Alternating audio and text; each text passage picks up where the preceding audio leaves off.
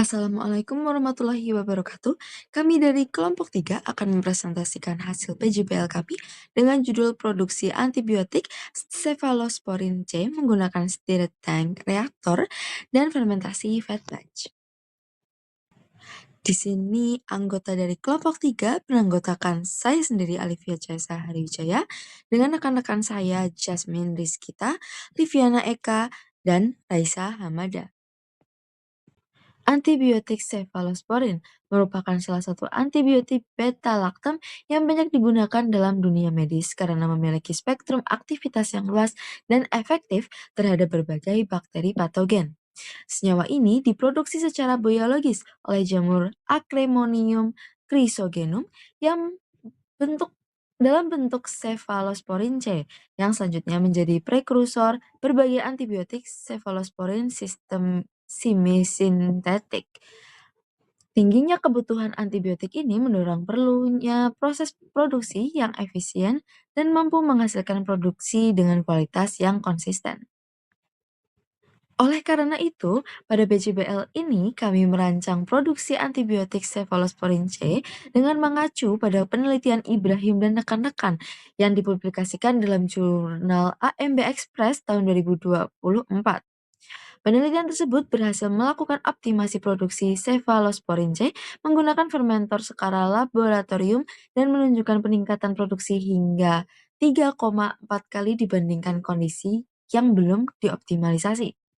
Berdasarkan karakteristik Acremonium chrysogenum, berbagai jamur filamen aerob dengan kebutuhan oksigen yang tinggi, kami memilih bioreaktor tipe stirred tank reaktor atau STR karena mampu memberikan pencampuran homogen serta transfer oksigen yang baik. Selain itu, tipe fermentasi yang dipilih adalah fed batch karena penambahan substrat dilakukan secara bertahap sehingga dapat mencegah terjadinya penghambatan akibat kelebihan nutrien dan mempertahankan kondisi optimum untuk pembentukan metabolit sekunder berupa cephalosporin C. Dengan demikian, kombinasi bioreaktor STR dan fermentasi fed batch diharapkan mampu meningkatkan efisiensi dan produktivitas produksi antibiotik cephalosporin C pada skala industri.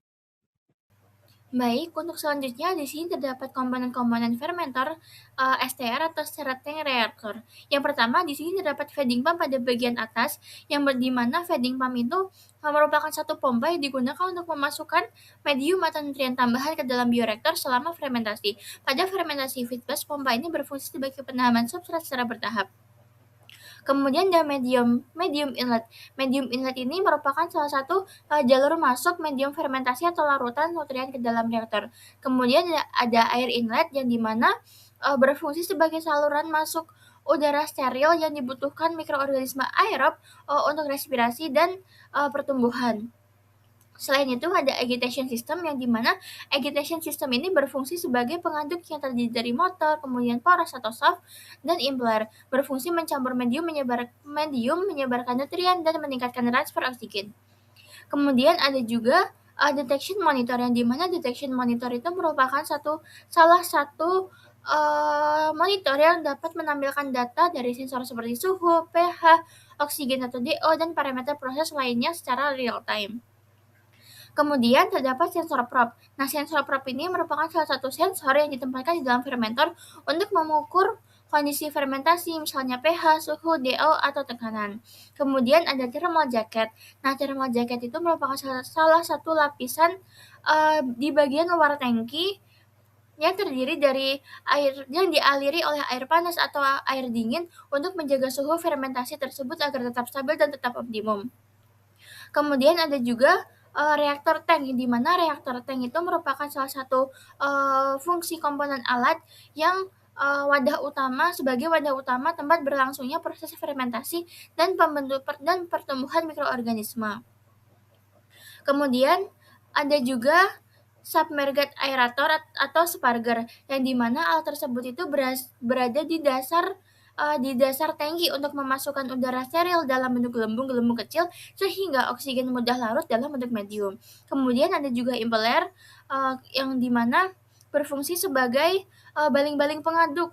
Nah, dari baling-baling pengaduk tersebut akan berputar untuk mencampur kultur dan meningkatkan homogenitas medium dan membantu distribusi oksigen. Kemudian tujuan selanjutnya di sini terdapat effluent outlet yang dimana saluran keluar yang digunakan untuk mengeluarkan kultur fermentasi atau produk setelah proses tersebut selesai.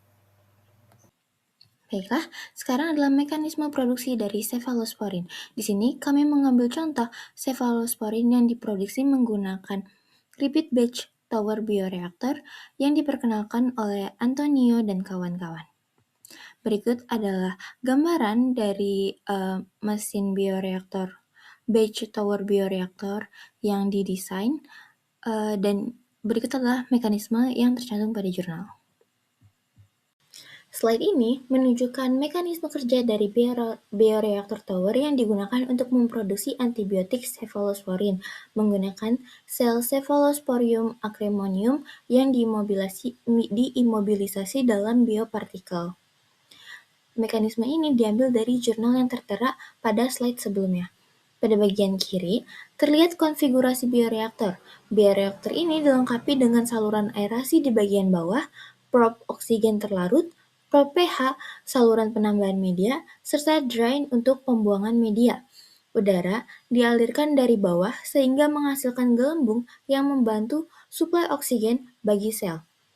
Nah, tahap pertama adalah persiapan biopartikel. Sel acremonium dicampurkan dengan alginat dan alumina, kemudian diteteskan ke dalam larutan kalsium klorida sehingga membentuk butiran gel atau biopartikel.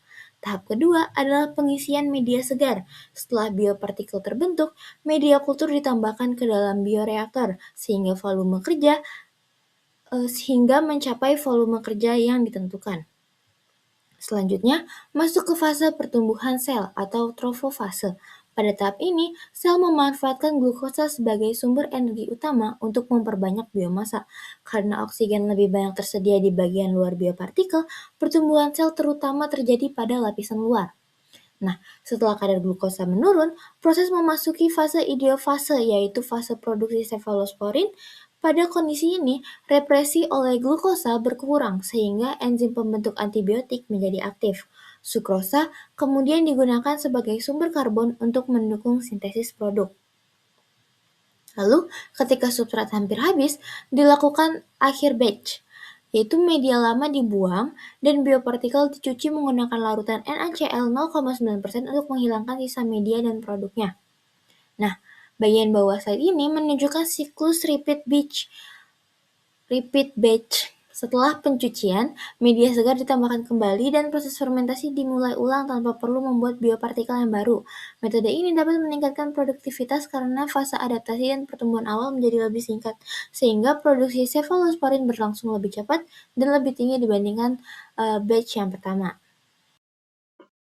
Baik, di sini ada kelebihan dari bioreaktor stirred atau stirred tank reactor atau STR. Yang pertama, desain yang simpel, di mana bioreaktor ini memiliki rancangan atau kondisi yang sederhana.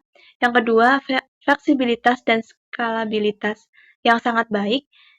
Sangat mudah untuk ditingkatkan skalanya dari uji laboratorium ke skala industri besar, di mana ini menjadikannya tipe bioreaktor yang paling dapat diskalakan. Kemudian yang ketiga, ada kontrol kondisi kultivasi yang lebih baik. Ini memungkinkan kontrol yang sangat presisi terhadap variabel operasional seperti suhu, pH, dan pasokan nutrisi. Yang keempat, ada risiko kontaminasi yang rendah, di mana bioreaktor ini memiliki sistem yang dapat mengurangi risiko terjadinya kontaminasi silang selama proses budidaya. Yang kelima, ada perpindahan massa dan panas yang tinggi, di mana sistem pengadukan mekanisme memfasilitasi perpindahan massa berupa nutrisi atau oksigen, serta transfer panas yang sangat efisien dan merata. Yang terakhir, ada homogenitas medium yang tinggi, di mana pengadukan mekanis ini memastikan kondisi lingkungan di dalam seluruh volume reaktor tetap seragam dan juga homogen. Setelah kelebihan yang sudah disebutkan tadi, di sini ada kelemahan dari bioreaktor stirred itu sendiri. atau stirred tank bioreaktor yang pertama itu tegangan geser yang tinggi, di mana pengadukan mekanis ini menggunakan baling-baling atau turbin yang menghasilkan gaya geser yang tinggi. Ini kurang cocok untuk kultivasi sel yang sensitif terhadap geseran. Yang kedua ada sistem agitasi mekanik yang kompleks, di mana ini memerlukan komponen pengaduk yang kompleks serta membutuhkan perawatan yang lebih intensif. Baik, untuk yang selanjutnya terdapat kesimpulan yang dimana kami mengambil 5 kesimpulan dari pemaparan tersebut. Yang pertama, di sini ada antibiotik cephalosporin dapat diproduksi menggunakan Acremonium chrysogenum sebagai mikroorganisme penghasil yang berperan dalam biosintesis senyawa prekursor antibiotik cephalosporin. Kemudian, bioreaktor seret tank reaktor dipilih karena mampu menyediakan pencampuran yang homogen, transfer oksigen yang baik, serta kontrol kondisi fermentasi yang optimal untuk pertumbuhan jamur filamen aerob. Kemudian, metode fermentasi feed batch memungkinkan penambahan nutrisi secara bertahap sehingga dapat menjaga kondisi fermentasi tetap optimal dan mendukung pertumbuhan cephalosporin. Kemudian ada juga penggunaan biopartikel dan sistem repeated batch dapat meningkatkan efisiensi proses karena biomasa dapat digunakan kembali tanpa perlu pembuatan biopartikel baru pada setiap siklus fermentasi. Untuk yang terakhir yaitu kombinasi bioreaktor STR, fermentasi feed batch, dan sistem repeated batch berpotensi meningkatkan produktivitas serta mendukung produksi cephalosporin secara lebih efisien pada skala industri. Baik, di sini juga terdapat daftar referensi yang kami gunakan. Sekian dari kelompok 3, kami ucapkan terima kasih banyak atas atensinya, kami cukupkan. Wassalamualaikum warahmatullahi wabarakatuh.